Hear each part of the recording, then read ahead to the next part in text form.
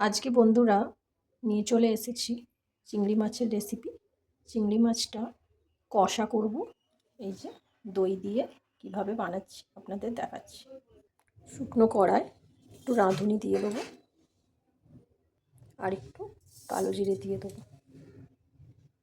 রাঁধুনি আর কালো জিরেটা গরম হয়ে গেলে এবার পরিমাণ মতো তেল দিয়ে দেবো। ফোড়নের মধ্যে খুব সামান্য চিনি দেবো। এখানে মশলাটা রেডি করে নিয়েছি। রসুন, টমেটো, ধনেপাতা, কাঁচা লঙ্কা আর পেঁয়াজ দিয়ে পেস্ট করে নেবো এটা। আর সামান্য পোস্ত দিয়ে দেবেন। মশলা রেডি হয়ে গেছে, চিনিটাও লাল হয়ে গেছে, মশলাটা দিয়ে দেবো। স্মেলটা যা সুন্দর আসছে বন্ধুরা, খুব সুন্দর একটা স্মেল আসছে। মশলাটা ভালো করে কষিয়ে নেব। দইয়ের মধ্যে কাশ্মীরি লঙ্কার গুঁড়ো দেবো আর হলুদ গুঁড়ো দেবো, দিয়ে দইটাকে ভালো করে ফেটিয়ে নেব। ফাটানো হয়ে গেছে, এই দেখুন। এদিকে মশলা থেকে তেল ছেড়ে গেছে।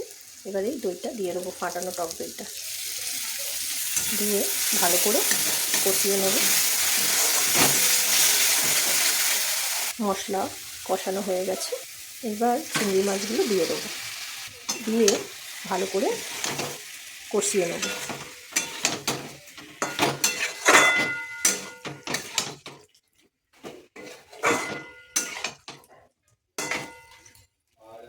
এবার পরিমাণ মতো নুন দিয়ে দেবো। মশলাতে কিন্তু নুন দিইনি, এইবার দেবো। দিয়ে আবারও ভালো করে কষিয়ে নেব।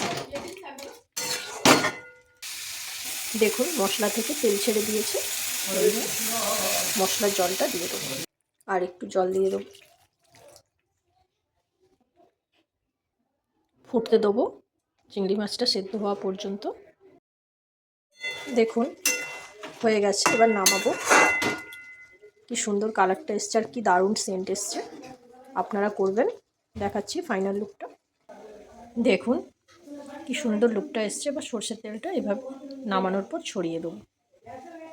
দারুণ স্বাদের হবে বন্ধুরা, আপনারা করবেন কিন্তু এইভাবে এই রেসিপিটা। আপনাদের যদি ভালো লাগে আমার রান্না, অবশ্যই বন্ধুরা লাইক কমেন্ট শেয়ার করে দেবেন, আর সাবস্ক্রাইব করতে কিন্তু ভুলবেন না বন্ধুরা।